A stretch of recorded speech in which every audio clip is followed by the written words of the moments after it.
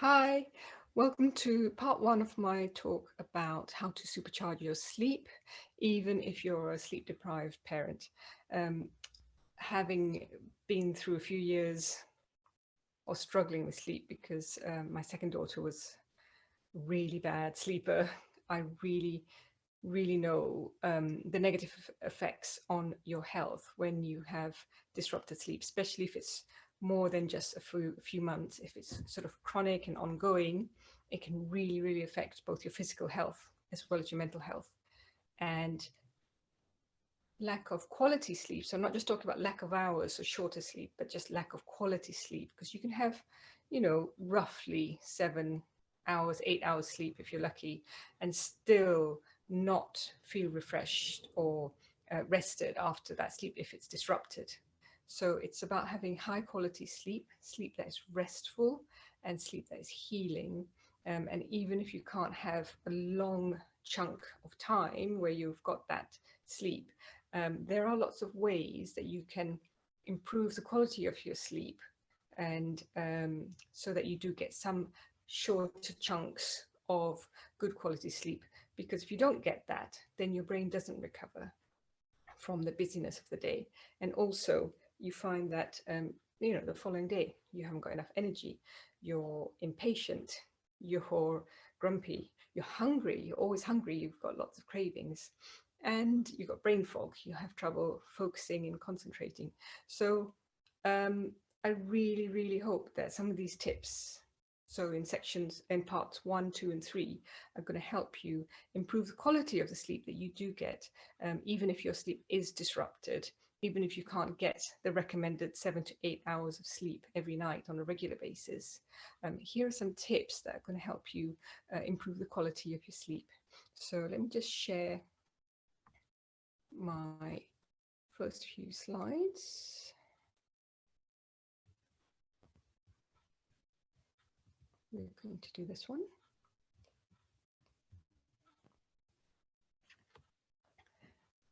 So here are some practical tips. So I'm not just going to give you the science and lots of information about how you need to improve your sleep, but here's some practical tips that I've used in my own life to help me feel more energized after having going through a period of disrupted sleep.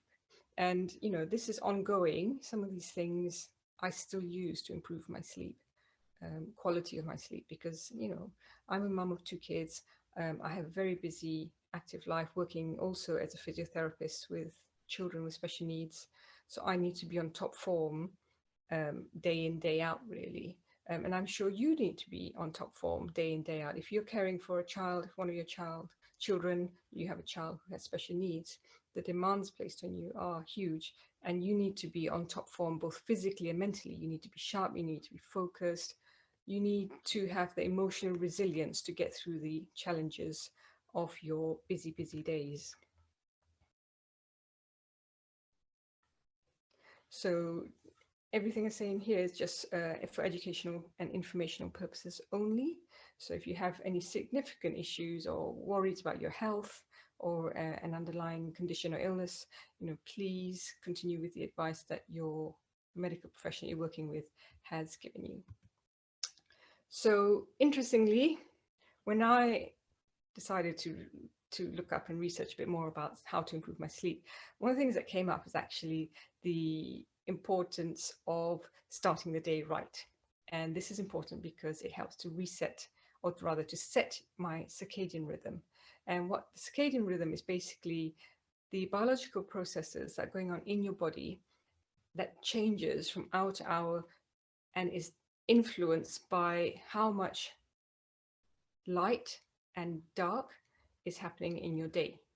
So within 24 hours, you have certain times of the day in terms of a natural biological processes that are happening in your body. These are influenced by the exposure to daylight and to darkness throughout the day. Now, we're living in a modern society, and we could have light 24/7 if we wanted to, because we have artificial light. But this is really very disruptive to our circadian rhythm, and therefore it disrupts our biological functions in our body. So your disruption to your circadian rhythm leads to sleep disruptions, which is quite obvious, which then leads to problems with things like appetite and weight regulation. So you're going to get higher appetite because when you're sleep deprived or you don't get enough good quality sleep, your body releases a hormone called ghrelin. This is the hunger hormone. And it signals to your brain that you need to eat, you need to find food. And typically when ghrelin is circulating around your body, you're not going to want nice healthy salads, celery stick with hummus. You want carbs, you want simple carbs, things that are just giving, and sweet things that give you a quick boost of energy. But in the long run, it's going to lead to problems like insulin resistance and diabetes, weight gain and obesity, and all the other health problems that come with that. So this is a nice representation of the circadian rhythm that I found online, and it shows how at different points in the day, different hours in the day, there are interesting biological changes in your body. So for example, but at the moment, for the purpose of this talk, I just want you to really have a look at around 7:30 in the morning and 9 p.m. at night, because these two moments in your daytime correlate to when melatonin, which is the hormone which is produced by your brain to help you sleep, starts and stops. So at around 7:30 in the morning, you have a reduction naturally in melatonin, because melatonin makes you sleepy. So that kind of makes sense that when the sun rises and you're going to start your day, you actually want to have less melatonin. And then what happens, and it's not shown on this picture, but what then happens is you get at around the same time an increase in cortisol, which is another hormone. So people often associate cortisol with being a stress hormone, but in actual fact, cortisol is really important for making us alert and awake and getting into action. So, taking action, getting things done. That's what cortisol is meant to do. Obviously, when you're stressed, you feel more alert because your body's like, oh, danger, danger, something's going to happen. I need to be alert. I need to be ready to take action. But that's where cortisol sort of production is not necessarily helpful to you. But normally you'd have a reduction in melatonin around 7:30 in the morning, and at the same time you have a rise in cortisol, which helps you get going and start your day. Now, if you look at 9 p.m., you'll see that this is a time when melatonin secretion starts. And also at this point, cortisol should be dropping down so that you're not alert. So you need melatonin to help you fall asleep, to make you a bit more sleepy, slow down the metabolism in your body, stop the processes that are sort of active. So for example, digestion. So you really don't want to eat after 9 or close to 9 p.m. because your melatonin production signals to your body to slow down metabolism, and that includes digestion. So what do you need to do if you want to sleep better at night? What do you need to do in the morning? First and foremost, try and get as much natural light exposure within 1 hour of waking up. So whatever season it is in that year, whether it's summer, spring, autumn, or winter, you need to get as much natural light exposure. I'm not talking about artificial light and bright lights in your house, talking about natural light.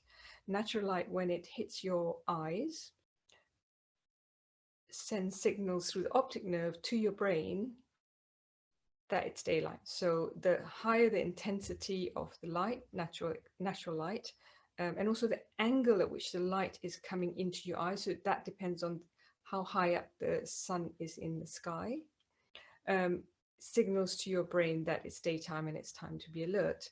And that helps melatonin production be reduced and cortisol production be increased to help you become, to shift from that sleepy mode to that wake and active action mode.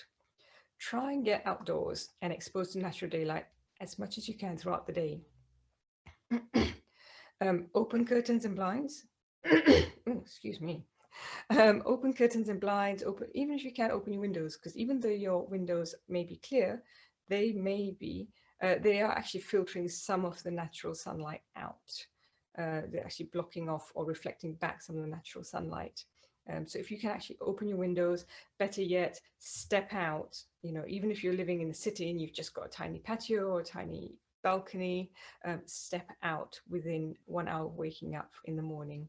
And that includes even on rainy days or cloudy days, there's actually still more sunlight exposure going to your eyes if you're actually physically outdoors compared to when you're indoors, even if you're looking through glass. And where possible, avoid wearing sunglasses in the morning, certainly before 11, because that exposure to sunlight to your eyes is really important for setting your circadian rhythm. Part of the circadian rhythm also supports your digestion system and how effective it is.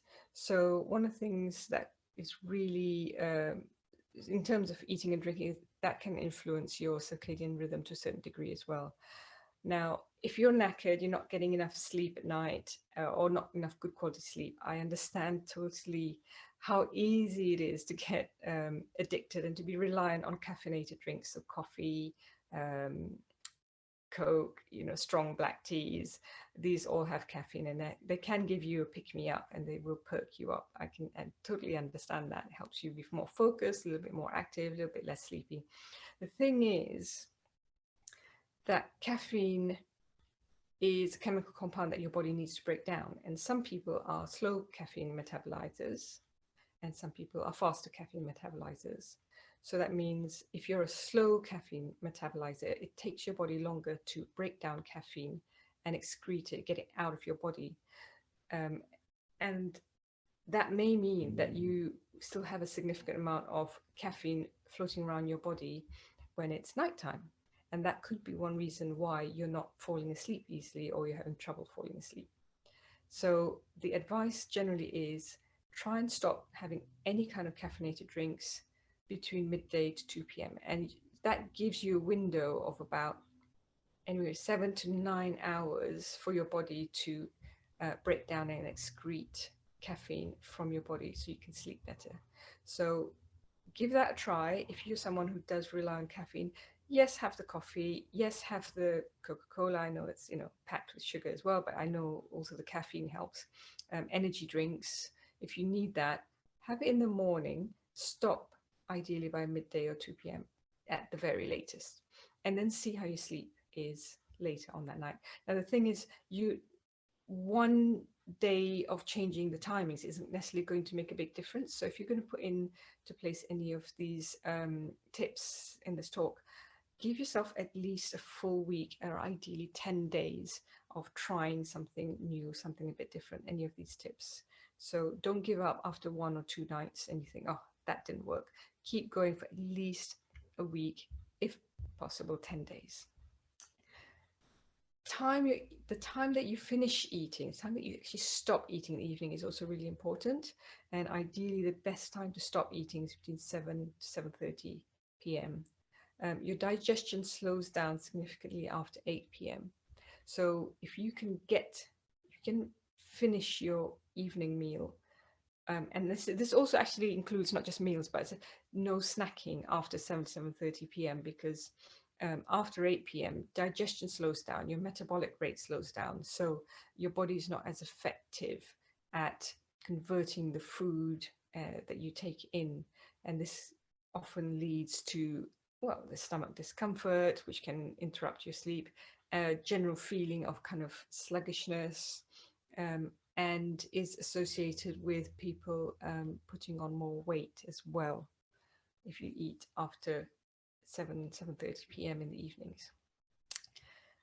In terms of what to eat, it's worth trying having a more carb-heavy meal at dinner time. Not so much the simple carbs, but rather the complex carbs, the carbs that are with fiber.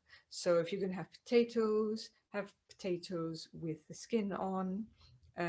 If you're going to have rice, ideally brown rice instead of white rice.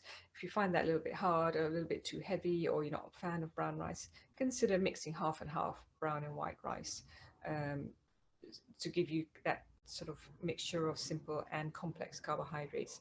The reason is that carbs help the brain produce tryptophan and serotonin, and tryptophan and serotonin are very calming to the brain and therefore help you fall asleep faster in the evenings when it's bedtime.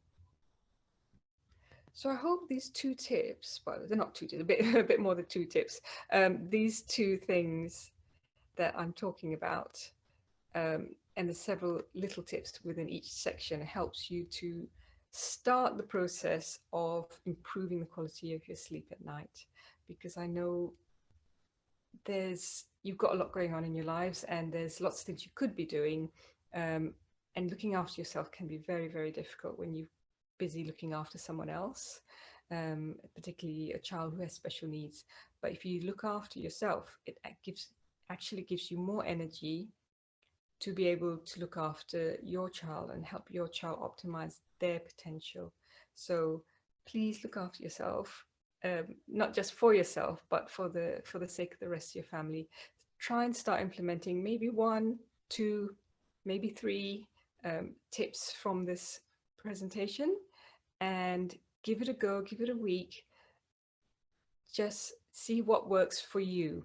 And if something doesn't work for you, you can say, okay, I've given it a good go. I'm going to try something else. Because some of these tips, they sound simple, but implementing something different into your life can take time, and it may feel difficult at first. It feels like you're going up a hill, but it's definitely worth it if you know it's going to potentially help you sleep better and be a better parent to your child. All the best, and look up for part 2 of this talk.